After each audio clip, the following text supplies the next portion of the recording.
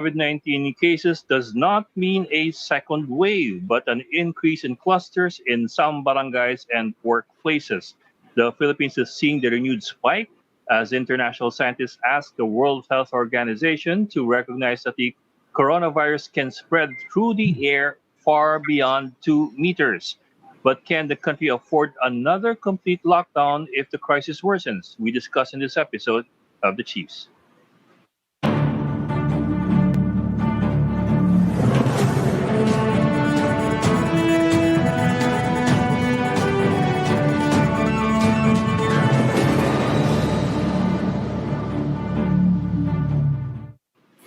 And welcome to the special edition of the Chiefs. It's Tuesday. With me right now are Ana Marie Pamintuan of the Philippine Star, Lucy Cruz Valdez, the head of News 5, and Robbie Alampay, who will be joining us from the TV5 studios in Reliance Street in a little while. Robbie Alampay, of course, is from One News. Ami, Lucy, any idea what the big stories are for today? Mukhang hindi talaga magkakaroon ng tightening of restrictions kasi pati non-essential travel overseas, pwede na, papayagan na, di ba? At tinaasan din yung mga barbershops and salons. Yes. With 50% of employees, di ba? Saka may iba na, may iba nang pwedeng gawin. Yung mga pakulay ba yun? O ano? Yun. Yeah, pwede na. May mga ganun-ganun. Lahat, pwede na. So, wala na tayong excuse maging puti ang buhok. Pero it's interesting that we're loosening up some more. Yes. I remember last week it was I think it was Professor David ng Okta Research. He was telling us na nasa 1.28 na yung R0 natin, which is relatively a good number. I mean, it's not as bad as before. Pero may interview tayo today to Marian Enriquez of Professor David now saying it's now at 1.6. So tumaas ang infectivity. Yeah. Saka by the end of July nga daw, di ba sabi nila, baka daw umabot ng 95,590 cases by the end of August. By the end of August. By the end of August, they're looking at 100,000. Yung by the end of July, ang sabi ni Prof. David is in all likelihood 70 and possibly 80,000. And remember, ang isang importanteng context dyan, remember the last time we had Professor David, when we were talking about 60,000, he joke na hindi namin linolobol to, That was just, last week. Towards the end of, at the time, yung controversial, yung panalo na tayo ng Harry Roque. When they predicted the numbers for 60,000 by the end of July, they were suggesting lowball. That was a conservative estimate. Now, just a week later, after we're seeing the latest numbers, they're now saying 60, and as Ed said, possibly 70, may chance na mag-80 by the end of July. Yes. Kahit nga yung 40,000 nila, kahit hindi naman siya tumama ng exact yung 30. In a few days, aakyat na siya. Umabot na siya ng 40,000 actually. So, hindi siya far off yung kanilang projection. Talagang mathematical projection. So, nakakatakot din yung low end nila, 61,000 by end of August. Napakataas pa rin nun, di ba? Saka, ewan ko kung yung testing natin, madadagdagan naman yung isolation. Lalo ngayon, nababawasan daw yung there's a debate on whether we will have enough hospital bed capacity. Yun ang mas worrisome. Di ba? Although yesterday, sabi nga ni Dr. Suzy Pineda, ang kailangan daw gawin lang is to really utilize the isolation facilities. Kasi ang analysis naman niya is instead of going to the isolation facilities, yung mga natetest na positive, they go to the hospitals. So, parang kumbaga, hindi dapat daw gano'n ang reckoning. Yun ang important, di ba? Hindi na ma-max yung isolation facilities especially built for quarantining. People are going to the hospitals. But that refers to what's happening dun na sa ospital. Diba? In the meantime, what people are also concerned about is everything that's going on outside of the hospitals, particularly this whole dilemma of We've started to open up the economy. We're seeing people, the staff of MRT3 being infected, having to suspend MRT3 agad because more than 100 personnel of MRT3. So as we open up the economy, even outside of what's happening in the hospitals, that's really what's representing the real dilemma for the country. Mhm. Wala. Anyway, Well, let's bring in siguro our guest for tonight. We have several guests from the medical field tonight. We start off with Dr. Jonas del Rosario, the spokesman of the Philippine General Hospital. Doc Jonas, thank you for joining us again, and welcome to the Chiefs. Hi, Doc. Good evening, Doc. Kamusta na kayo? Magandang gabi sa inyong lahat. Medyo Kamusta kamusta po kayo? Doc, of course PGH is one of the COVID referral centers. Now, the last I read about PGH was I think mga mid-June, the PGH was saying na napupuno na yung inyong COVID capacity. I think you have several wards devoted to COVID lang. I think you have 200 beds for COVID. And as of mid-June, malapit na kayong mapuno, at least several wards ninyo. How's it going now? tumataas. Actually, just to correct you, yung na-dedicate namin na COVID beds talaga na nabigay namin sa government, sa DOH, was 130 beds. No? But if we're just going to use those 130 beds, we're beyond that. Kasi ang aming census right now, we have 136 COVID confirmed patients and then about 30 plus patients na COVID suspects. So we're operating for the last 10 days, nasa 150 to 160. So slowly creeping up. Ang highest namin ever was 172. Tonight, we have 167 patients. Oh, wow. Okay. That's But you're saying that's a bit below your capacity? I'm sorry, 130 nga pala yung capacity nyo. So you're already above capacity? We are above capacity if we use the number 130. But we have buffer beds. We try to accommodate these patients. Some of these patients are actually ready to go home.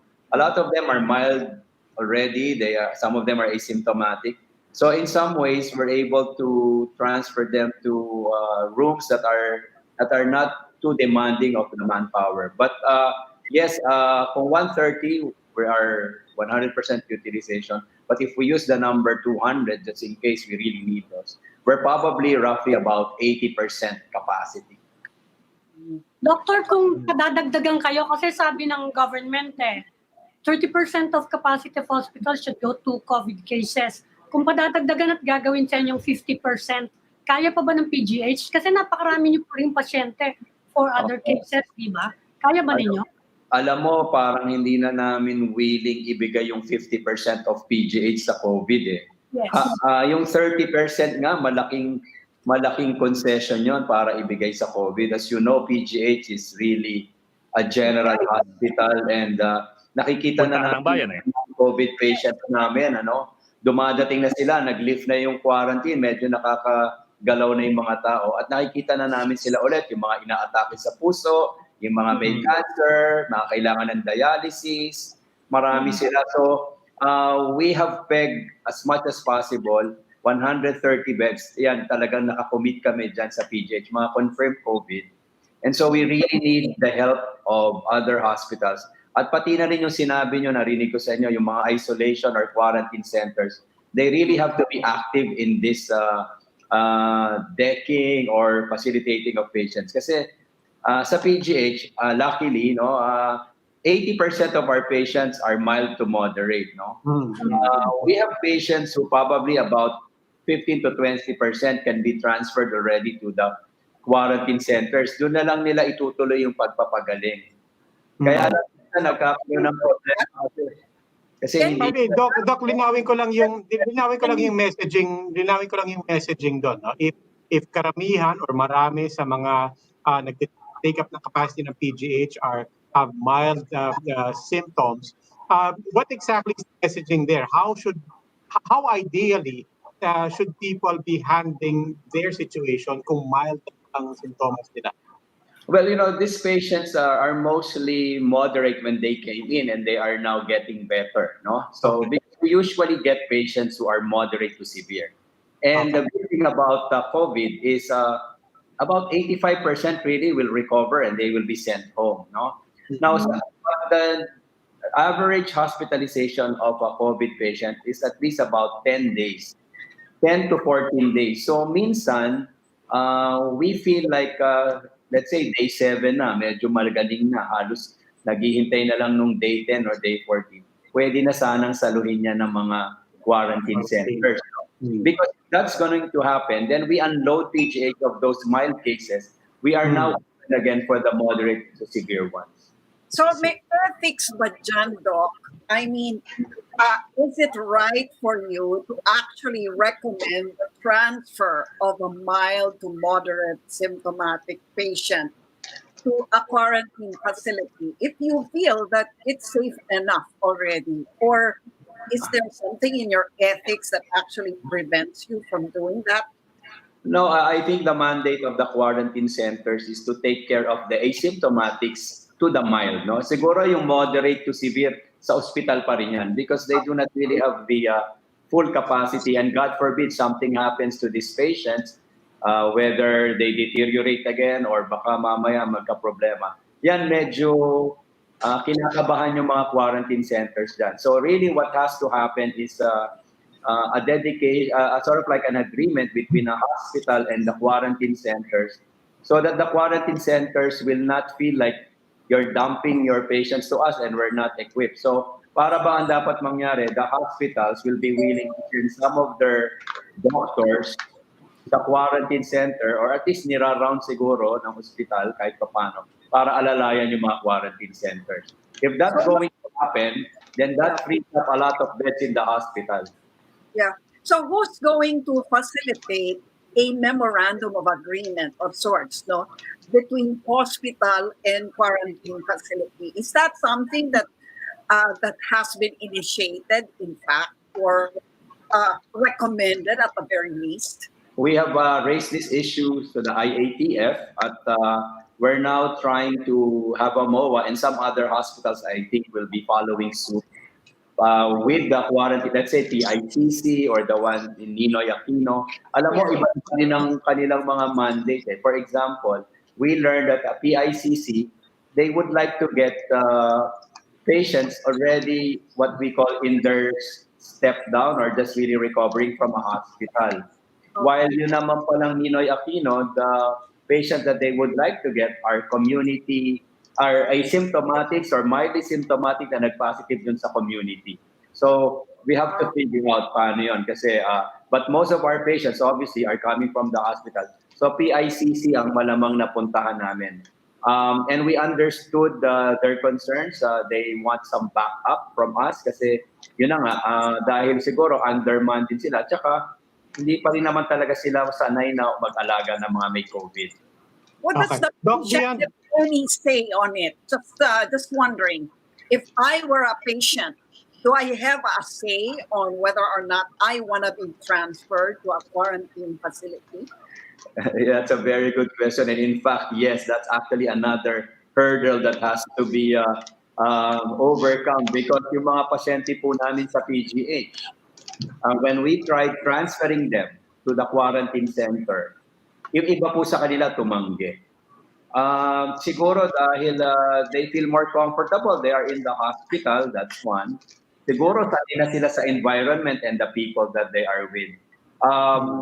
But it's a matter of explaining and reassuring them that we're not sending them there na baka mapahamak sila. Because talaga may mga ibang pasyente, literally nagbibilang lang ng mga araw, parang wala na silang sakit, but they have to fulfill or that requirement a certain number of days. Pero who gets the final say? Beyond the topic of capacity, it's been a number of months already since PGH was at the center of this response. What have you learned, and do we think we understand better as to how COVID is impacting our people right now? Any insights that we have now that we didn't necessarily have at the start?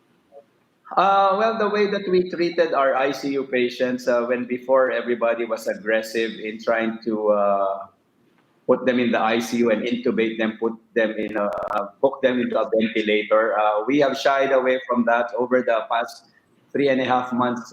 We have learned that it's better not to intubate them if you can get away with it. Just give oxygen. So that's one.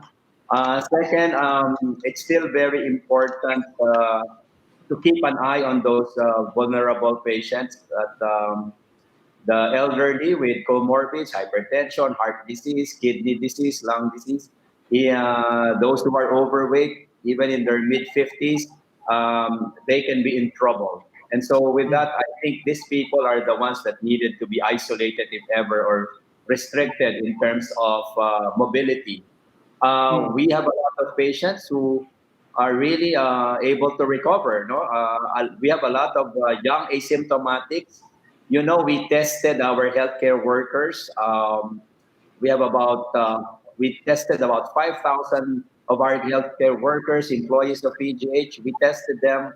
We checked their RT-PCR. At least we were happy with the way that we are doing our infection control measures. Only less than 2% of our healthcare workers got infected with COVID. And in fact, there were more healthcare workers who got infected from their communities, not from the COVID hospital itself. Doc, yung learnings na ganito and the best practices, for example, you mentioned being more conservative with intubation. That's a perspective, that's an insight that you're sharing and that is becoming standard across all hospitals and all facilities. Is that going out as a recommendation to everybody? Right, that has been shared by a lot of doctors. We discuss COVID-19 almost every week. There are sessions, and we try to share our experiences. We learn from other private hospitals, their best practices, and I think we also have our own lessons also to be shared to the other hospitals, especially the government hospitals. Yung mga doktor niyo, doc, okay na sila. Wala nang nagkakasakit because you lost a doctor at the start of the pandemic. Okay na sila, pati yung mga health personnel, nurses, all the frontliners, wala na. Konting-konti na lang ang mga namatay kung meron man. Alam mo, kaya siguro unahan tayo noon ay we were not really aware that some of our patients have COVID-19. So the viral load that these doctors got before was enough to really kill them. But now, in fact, ang mga doktor, kung sabihin ng iba, OA, kasi talagang full butter gear, talagang kung ano yung highest level. Now we're really very careful. The way that we handle patients, we have to make sure that physical distancing, we have the barriers, we have all the PPEs.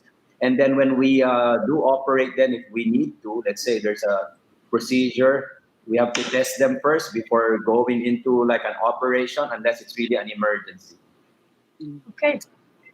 Okay, Dr. Jonas Rosario, tagapagsalita po ng Philippine General Hospital. Doc, maraming salamat po for joining us tonight. Sige, ingat kayo ha. Nice seeing you guys. Nice seeing you, sir. Good night. We will just go into a break, but when we come back, we will be talking to the doctor who wrote the book on Philippine pandemic response. Stay with us.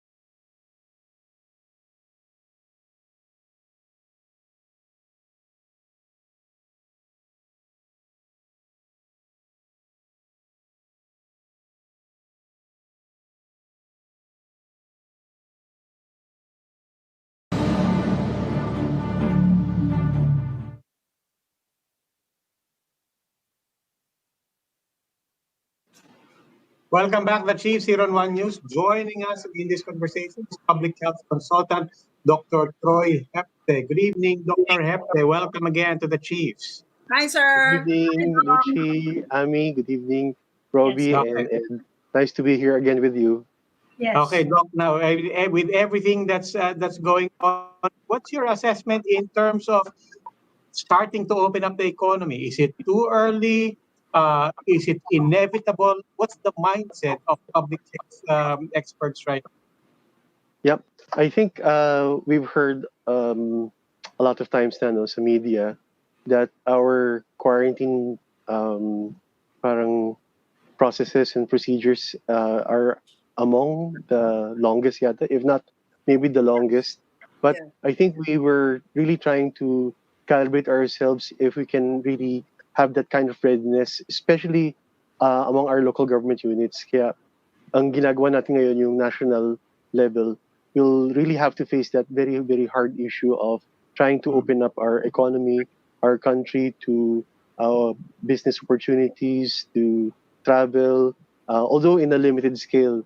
I think we've heard also that the tourism department is also planning to come up with a plan to somehow open up some of our tourist sites here in the Philippines. So I think nandun na tayo sa stage that we have to change perspective and we have to do our best efforts to capitalize on what we have learned dun sa now? past 4 months na nung pandemic response natin. So hoping for the best that our health facilities, our local government units, our medical community will be in a much better position now compared to Mm. before that now that we have learned a lot really.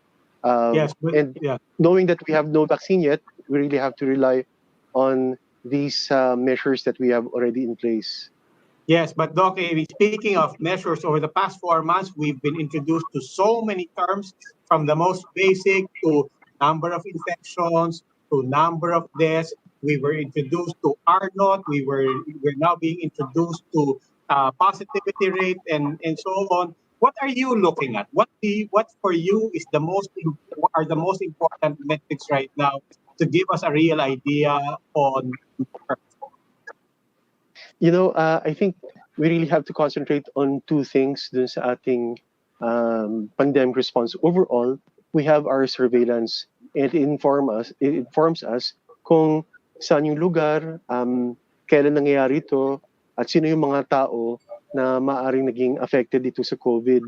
And we have good examples from our different local government units where they have really tried to zero in on not the whole city, but on specific areas like barangays, neighborhoods, even households.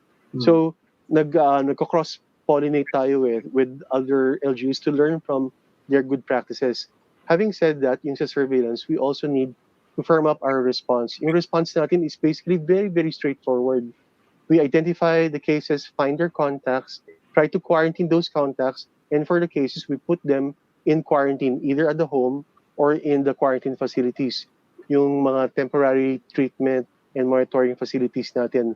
We have a lot of those and they are presently underutilized. So kailangan talaga natin magamit sila. And if we need them to be seen at the hospital, we refer these cases, especially mga severe and critical cases. So that's the real way, yan yung parang how we can cope with this pandemic now that we don't have the vaccine yet.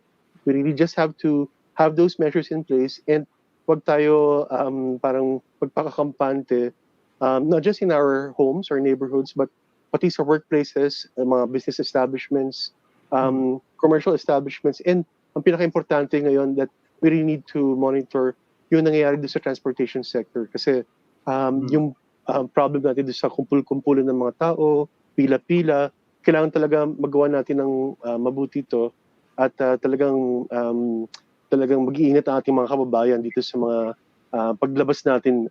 Ngayon lumalabas na tayo dun sa ECQ to GCQ and then to the modified GCQ.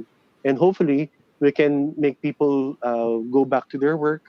Although maraming mga workplace arrangements siguro na pwedeng gawin from the home or from the parang may mga social distancing sila dun sa mga establishments sila or workplaces.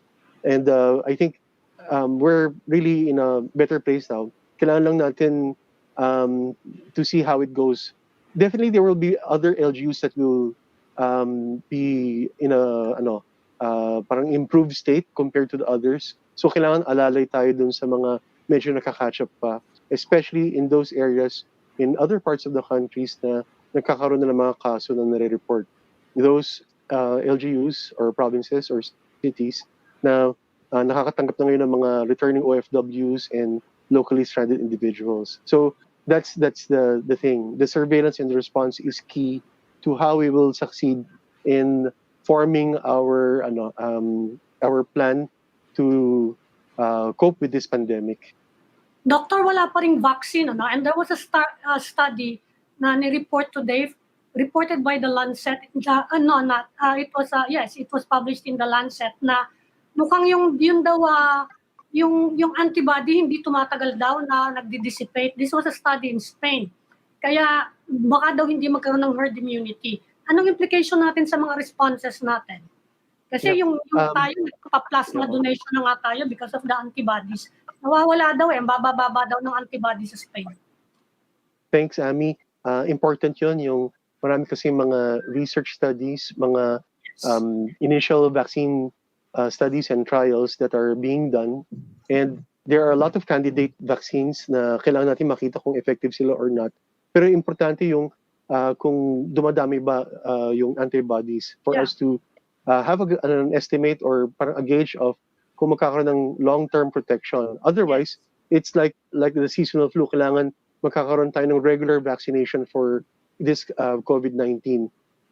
We have learned a lot from the influenza parang season na pag kunwari pagdating ng June or July, dumadami naman yung season ng dumadami na naman yung cases ng mga trangkaso during this time.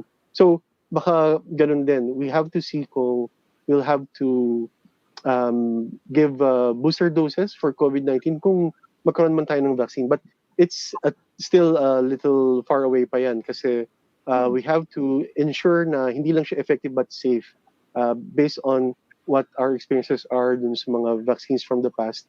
We have to guarantee that these vaccines will be safe when we give it to or administer it to the population. Doc, what should we make of the information that the virus is airborne? And this information comes from the WHO itself, no?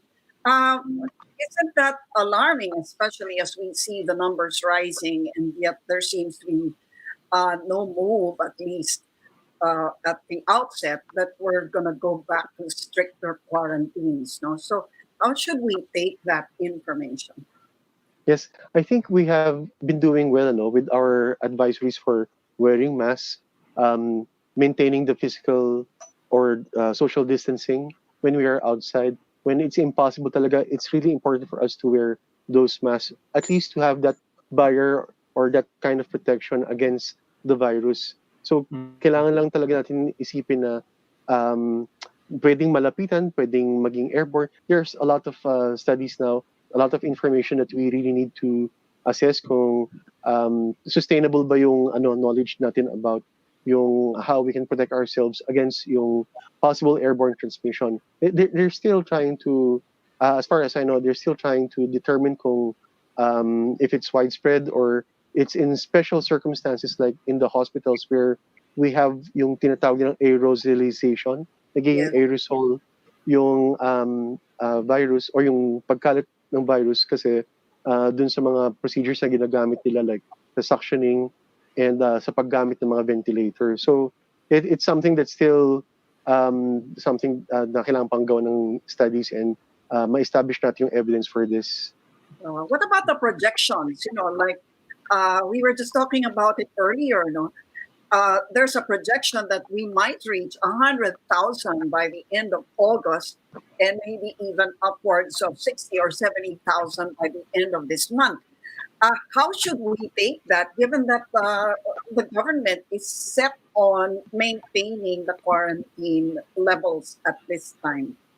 Yeah, if that were so, we have to really parang try to predict or try to come up with an idea of how that will happen. Kung mangyayari yan, I guess that will happen in our metropolitan area, especially here in Metro Manila's National Capital Region, and probably where we've seen it grow, yung mag-evolve in the past weeks dito sa Cebu City. We're hoping that it won't happen in the other bigger cities of the Philippines, pero if that happens, bale, talagang dadami exponentially yung kaso natin. But having said that, kailangan natin maalala na hindi mangyayari to kung hindi natin makikita muna kung saan siya nang gagaling dun sa level sa local, dun sa mga barangay or neighborhoods. There are a lot of parang initiatives now. Some of them are using technology. Some of them are trying to maximize yung ating RT-PCR to also cover those who are living in the community. I think Secretary Vince Dizon, our Deputy Chief Implementer for the COVID Task Force, alam ko na they have that in the pipeline na magkakaroon tayong testing for the asymptomatics so that we can estimate how we can try to look at yung transmission within the communities. Before kasi we had very limited means to test people, and we only reserve that for patients, those who are symptomatic, the healthcare workers, maybe the frontliners. Now, we have to expand further yung ating mga, kung sino bibigyan natin ng mga tests. The RT-PCR and rapid diagnostic tests will have to be complementary to each other. It's still the RT-PCR, yung ating gold standard, but for those who might be undertaking studies in the community, for us public health professionals and colleagues, gusto namin malaman talaga kung ganong kagrabe yung infection or yung prevalence or incidence of COVID-19 virus infections in the community. So kung doon nagbumula, dapat unahan na natin siya. If this were a race, so virus versus people, and I'm putting my bets on us to be able to organize ourselves so that we can really preempt or maybe try to prevent na mag-escalate ito to that so-called estimate of 100,000. Hopefully we won't be Doc, malinaw naman yung message nyo. I think you've been very consistent in emphasizing that the most important thing for you is our response. But I would still like to revisit my question earlier about the trend. And just so people have a sense of where we are and where we're headed. For the past 3 days, especially mataas ang site because we're looking at absolute figures. 2,400 one day, 2,000 the next day. Now we're at 1,500 new cases today. But government also emphasizes na no, this is a function of more tests and therefore inevitably tataas. Where do you stand on reading the trend? I mean, and how do you qualify? How would you qualify for people? Where are we in flattening the curve if we are in fact doing that? And how would you quantify the absolute figures that people are seeing? I think it's the usual narrative where we have our public health experts, our experts from the DOH and from the government telling us that tumataas yung capacity natin kasi for testing, and that's why we have increasing numbers. But having said that, we have to take it in context where we see yung increasing numbers. The numbers are being reported not just from the community, but in hospitals. Kaya importante na ang DOH, they give us that information, yung how much natin nagagamit yung ating mga facilities, yung critical care utilization rate natin. It's something that we need to really monitor, especially if like in Cebu City and I guess some of the hospitals here in Metro Manila, tumataas na naman yung number of cases nila and those who are getting admitted to these facilities. So we have to look at it all together. Yung rise of cases, yung epidemic curve natin, where we see a steep increase. I think more testing kasi is good for us, but also we also have to look at yung positivity rate, whether it is going up or down or medyo a little may range siya na naglalaro between 6 and 7%. I think I can't remember if it's WHO or CDC or both have recommended that if it's below 5%, that means it's okay for us to gradually open our quarantine measures. So medyo nasa same script rin ng DOH natin with our... So where are we on the positivity rate? I mean, so where are we on the positivity Is it going up? Is it stable? Are we Yeah. within that the standard? More or less nasa 6 to 7% siya. If we see a decrease, that means we are testing more people, and nakikita natin na um, parang pag konti na lang yung positivity rate, ibig sabihin maraming nagne-negative. So we hope we can reach to that point na dun sa mga ibang countries where they are testing millions and millions of people talaga. At the one of the meetings that I've attended, I think I heard Secretary Vince Dizon that I think by June 2021 we should try to reach 10 million that will undergo testing. So we have to get to that point na steady lang tayo sa testing so that it will guide us. So para malaman natin kung ano ba yung akyat and baba ng mga cases natin. But we also have to remember that tinitingnan natin yung admissions to facilities, to our hospitals, yung paggamit ng mga ventilators, yung pag-admit sa mga ICU ng ating mga COVID cases, yung paggamit mismo ng mga quarantine facilities, yung TTMF, yung temporary treatment and monitoring facilities. These are important there for us to gauge kung we are doing well in contact tracing so that we can contain yung mga cases natin to specific areas. Otherwise, mangyayari sa atin yung nangyari early during this pandemic when we had yung sustained local transmission here in Metro Manila. So hopefully we won't get back to that. But if we have a rise of cases, we have to really go granular. Ayun na naman yung term na kailangan talaga natin makita sila kung saan sila nagmumula. And this is only possible if we can work with our local officials, our health officials at the ground, and also with our local government officials so that they can be more informed of what the operations are and ano yung process nila of trying to improve yung kanilang measures in their communities. Doc, yung binabanggit yung June 21 or July 21 na 10 million target of testing. Anyway, it's July 21 and then are we anywhere near 10 million? Where are we now? I think we're going to breach 1 million yata. I'm not sure if we have, no? Pero I'm pretty sure that accelerated kasi yung ating test.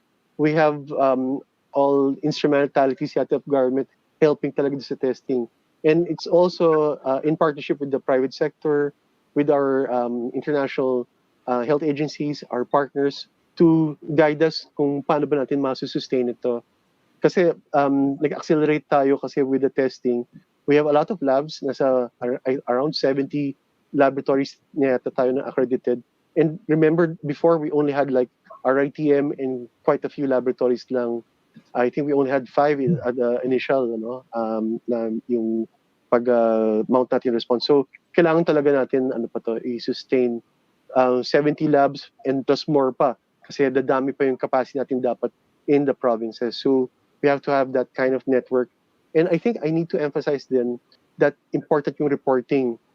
Our laboratories are important partners for us. So, without the laboratories providing us with the results, tumatagal yung ating mga information. Kaya, we need to really have a better way, a better system.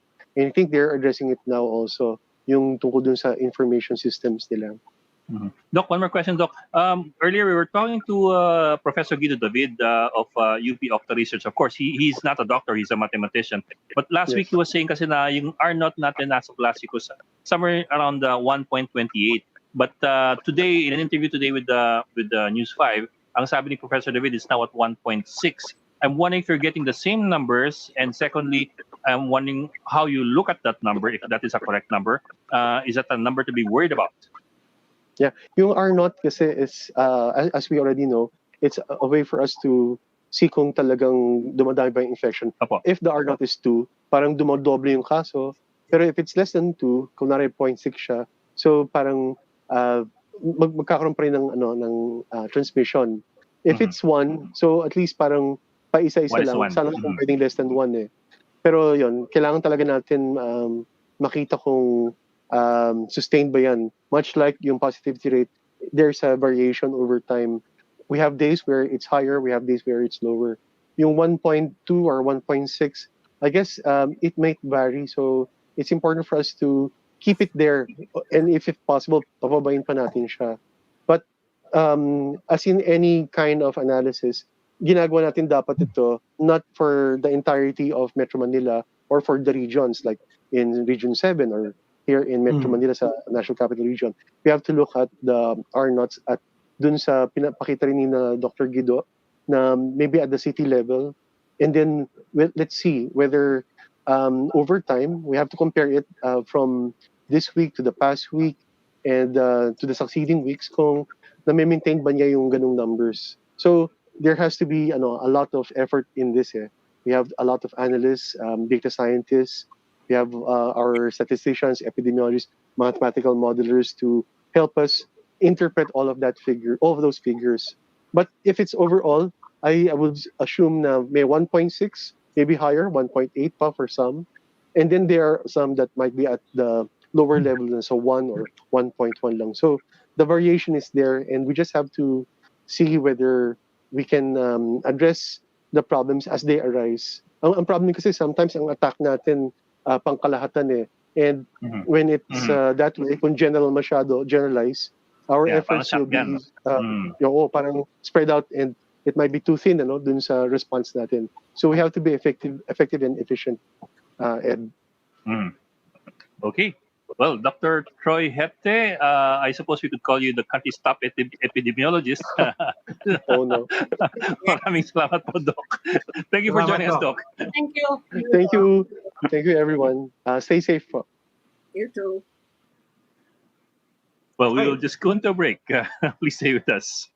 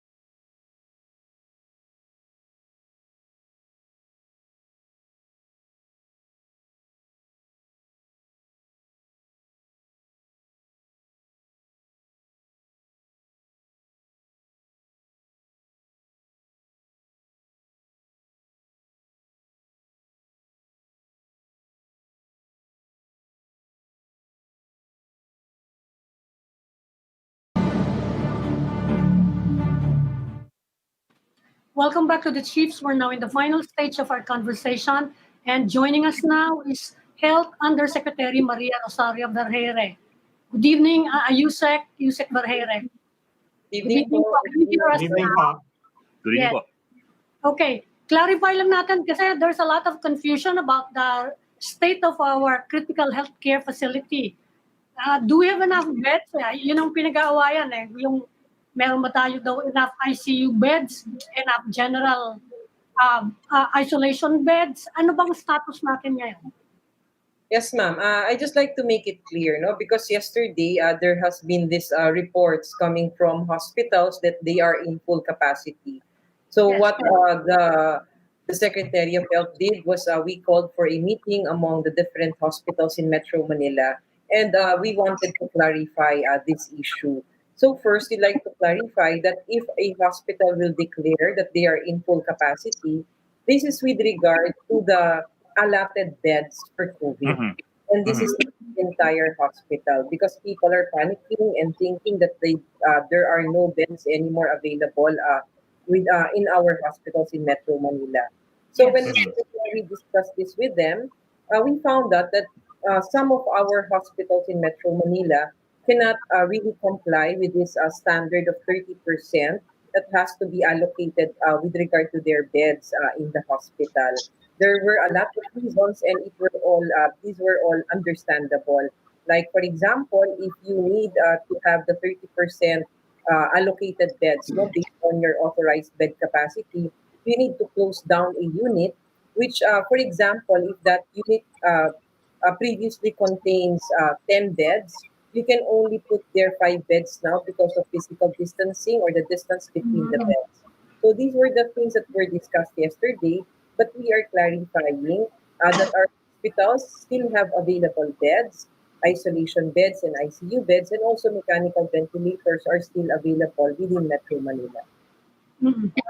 Doc, you So said these are only for so this is only for COVID-19 capacity. It is not the general population of beds in the hospitals we're talking about.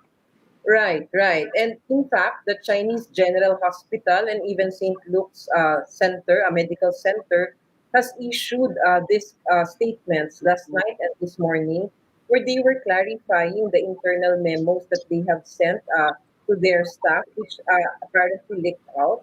That it is really not the entire hospital that is full and they still have capacity to accept patients.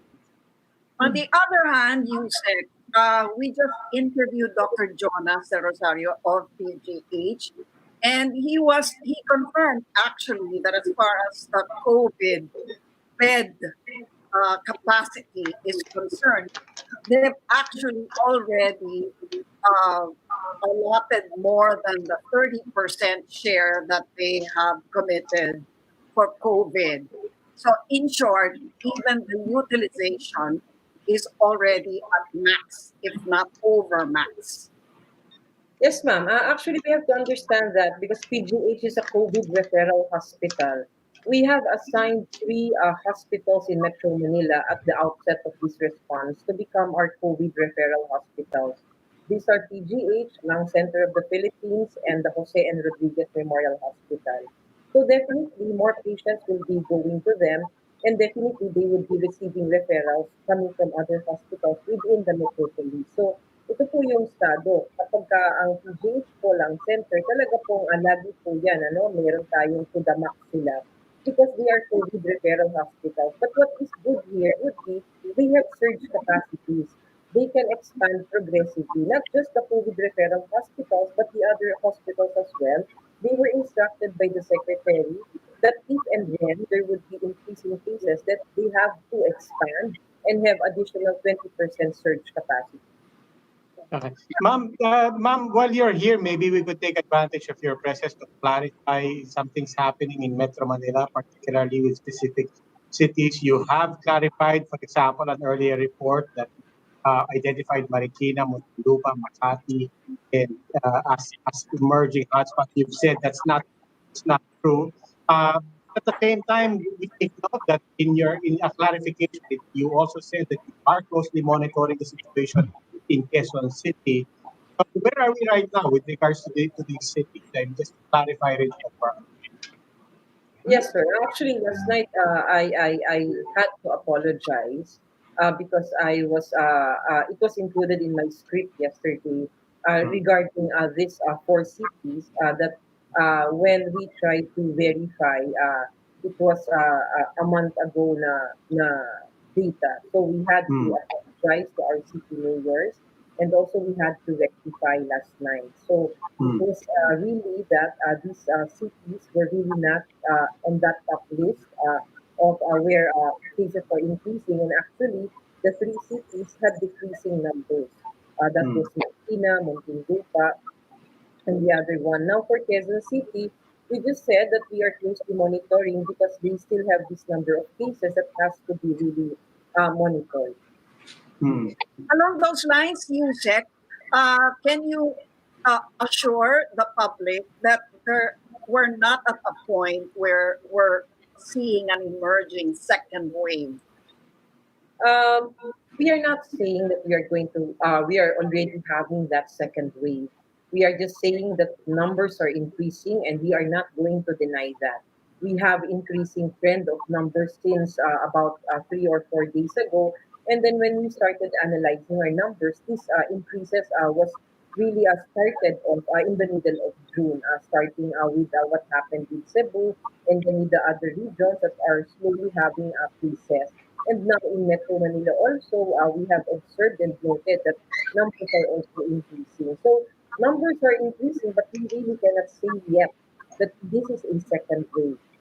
What we are trying to make the general public understand would be that there are these trends that we are analyzing right now, and it really shows that numbers are increasing. We have somehow expected this because we have eased out on restrictions, but we were banking that we will be ensured that the cases won't rise this much because if we only will be implementing the minimum health standards. And I think that's one of the things that we are right now in our implementation of these response.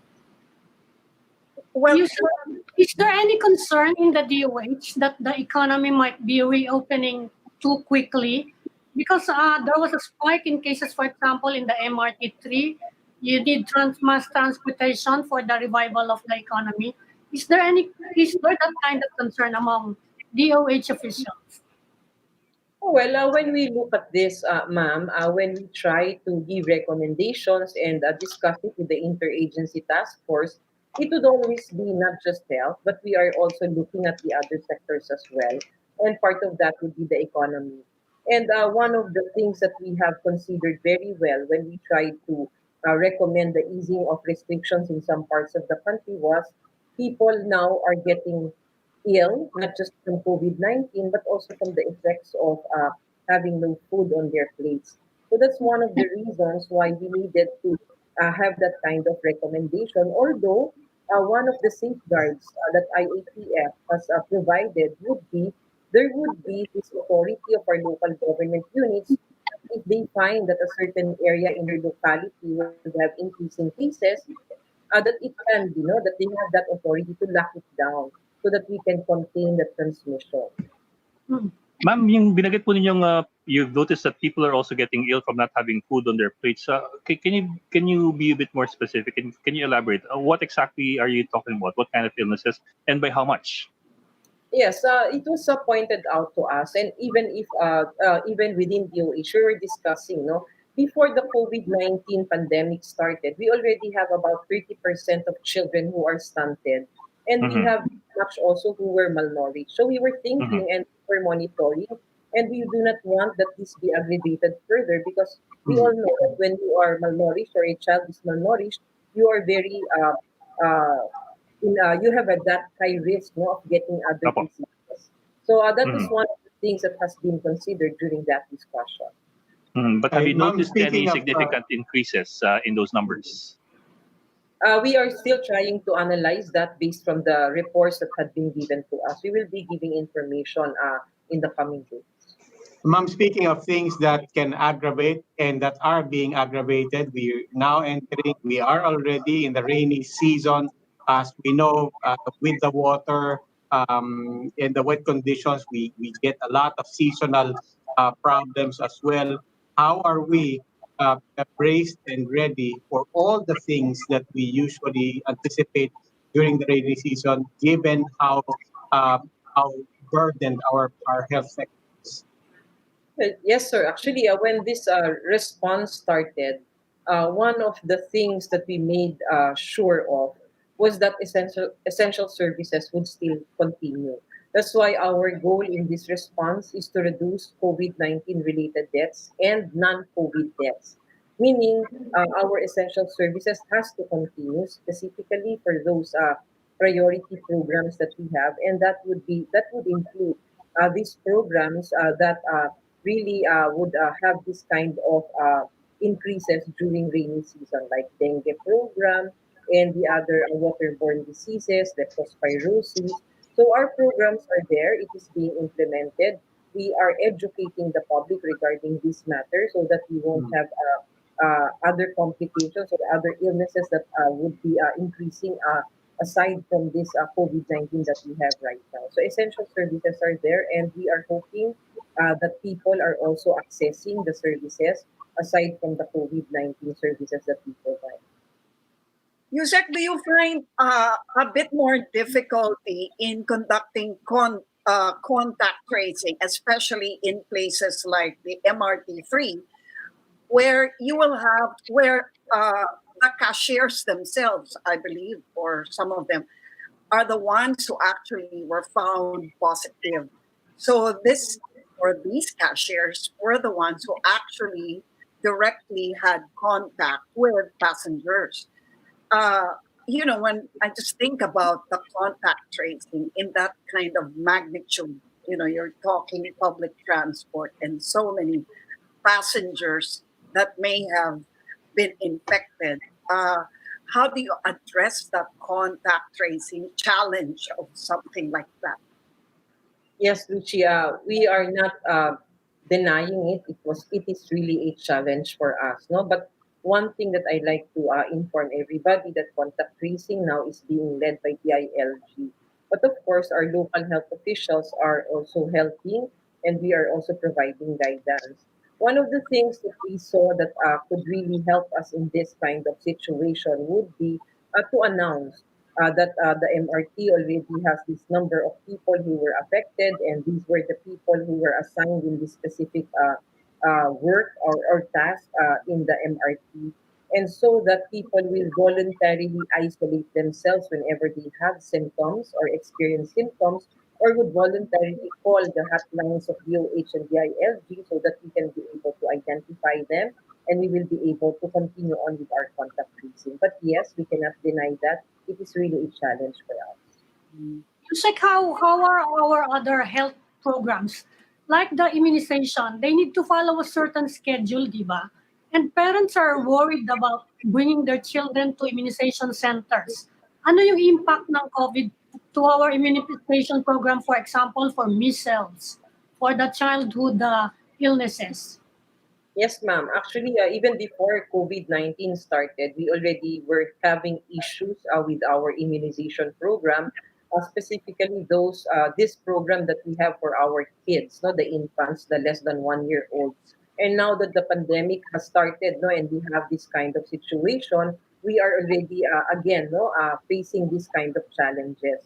But what we have done, because we understand that mothers are really scared of going out of their houses and even bringing their children to our health facilities, so we have devised different strategies so that we can be able to make them access our services, like having these stations near their houses, having house-to-house immunization schedules, and also assuring our mothers that when they go to the health facility, it's not going to be like before, where there are a lot of people. They are being given schedules. We do not limit our immunization day or immunization schedule to just one day, as what we had before, every Wednesday.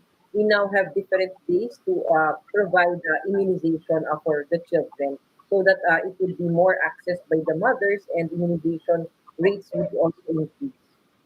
There are also reports that the HIV program was affected. Is this true?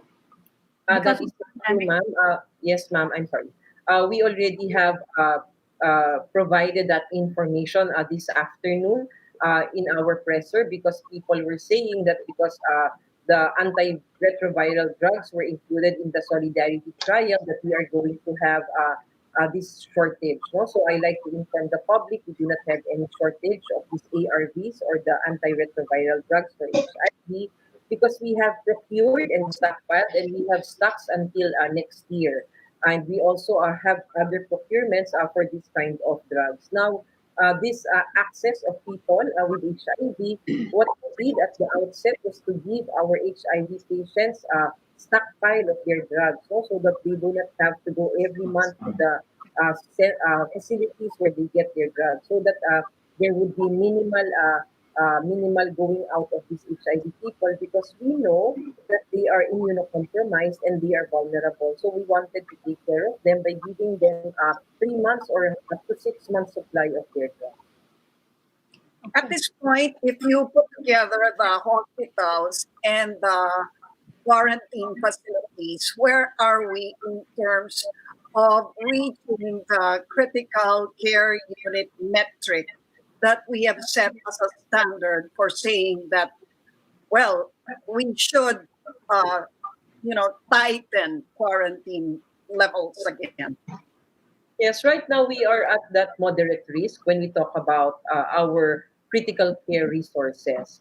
So for the Philippines, we have about 38% critical care utilization, meaning for the whole country, we still have about 62% which is reserved and which can still be used and available. Now, when we talk about the National Capital Region or Metro Manila, we already have about 63% utilization. So we are left with 37%. And that is moderate risk already. That's why the secretary, when we had a meeting with our hospitals during that time that I said, has instructed our hospitals already to start decongesting. How do we decongest? We send our mild and asymptomatic patients to step-down care facilities so that they will congest our hospitals because we have observed that some of the hospitals are still admitting mild and asymptomatic patients when in fact they are supposed to be in temporary treatment and monitoring facilities and only severe and critical cases should be admitted in our hospitals. What if the patient does not want to go to a quarantine facility? Well, What there if would be. be in a hospital? Yes, there would be patients who really are requesting that they be admitted in hospitals. And these patients naman, when we try to analyze, would be those patients with pre-existing conditions. So most of the time, it is justifiable. But if you do not have any existing conditions and you have a mild form of the disease or you do not have symptoms, it is just proper that you be quarantined in a temporary treatment or monitoring facility. Or if you like, you can stay at home as long as you have your own room and you have your own bathroom and you will be monitored properly by the officials. All right. Thank you. Okay. Health Undersecretary Maria Rosario Vergeire. Ma'am, we know you're always busy. In fact, you're on TV more often than we are. But maraming salamat po for what you're Maraming doing. salamat po. Maraming salamat po. Thank you. Thank you, ma'am, and good night. And that's our wrap for tonight. You can also catch One News on the Signal Play app. Register for a free account at signalplay.com and stream One News live anytime, anywhere. That will be all for this special edition of the Chiefs. We hope what was discussed here will keep the conversation going. I'm Edwin Gao of One News. I'm Mami Paminton of the Philippine Star. I'm Lucy Cruz Valdez of News 5. I'm Robbie Alampay and we are One News.